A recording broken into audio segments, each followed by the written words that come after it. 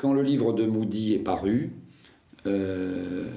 ça a été une stupeur en 3-4 étages. En un an, le livre avait fait le tour du monde.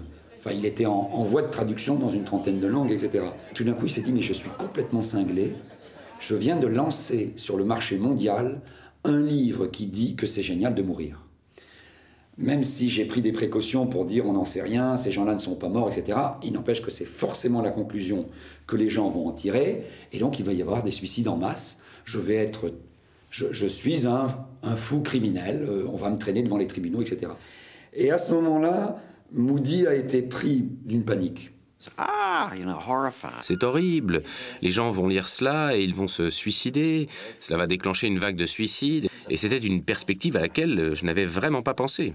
Et donc il s'est empressé d'écrire un second livre, avant même d'avoir la vérification que son inquiétude était fondée.